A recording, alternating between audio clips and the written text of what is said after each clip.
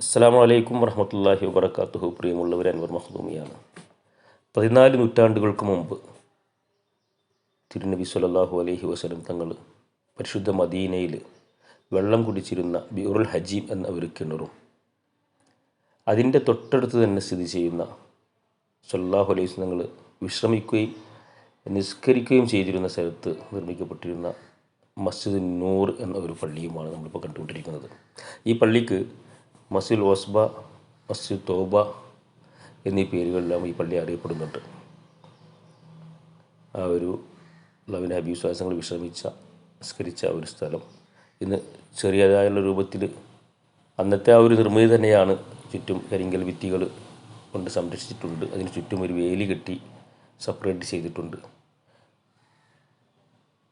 മദീനയിൽ മസ്ജിദുൽ ഖുബായോട് ചേർന്നിട്ടാണ്, ഏകദേശം അടുത്ത് തന്നെയാണ് ഈ ഒരു പള്ളിയും ബിഉറുൽ ഹജീം എന്ന അല്ലാഹുവിൻ്റെ ഹബീബ് സ്വല്ലല്ലാഹു അലൈഹി വസല്ലം വെള്ളം കുടിച്ചു എന്ന് പറയപ്പെടുന്ന ഈ ഒരു കിണറും സ്ഥിതി ചെയ്യുന്നത്.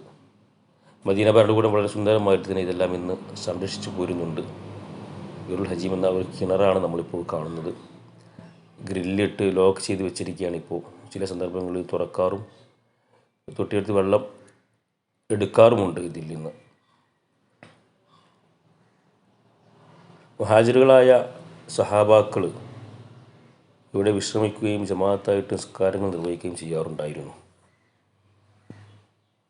നേരത്തെ പറഞ്ഞതുപോലെ തന്നെ മസ്ജിദുൽ ഖുബായോട് ചേർന്ന് വളരെ അടുത്തായിട്ട് തന്നെ ഒരു മസ്റഅക്കുള്ളിൽ വളരെ മനോഹരമായ ഒരു തോട്ടത്തിന് നടുവിലാണ് ഈ ഒരു പള്ളിയും കിണറും സ്ഥിതി ചെയ്യുന്നത്. ഈ ഒരു കിണറും തോട്ടവുമൊക്കെ കാണുമ്പോൾ 1400 വർഷങ്ങൾക്ക് മുമ്പ് തിരുനബി സ്വല്ലല്ലാഹു അലൈഹി വസല്ലം തങ്ങളും അവിടുത്തെ സ്വഹാബാക്കളും ജീവിച്ച ആ ഒരു ചരിത്രങ്ങൾ നമ്മുടെ മനോധാരയിൽ ഇങ്ങനെ തെളിഞ്ഞു വരികയാണ്. അതിവിദൂരമല്ലാത്ത ഭാവിയിൽ തന്നെ നമുക്ക് ഏവർക്കും അള്ളാഹുവിൻ്റെ ഹബീബിൻ്റെ ചരിത്രങ്ങളുറങ്ങുന്ന ഈ ഒരു പരിശുദ്ധമാക്കപ്പെട്ട മണ്ണിലേക്ക് എത്തുവാൻ അല്ലാഹു തൗഫീഖ് നൽകുമാറാവട്ടെ. ജായി നബീക മുഹമ്മദിൻ സ്വല്ലല്ലാഹു അലൈഹി വസല്ലം. അസ്സലാമു അലൈക്കും വറഹ്മത്തുള്ളാഹി.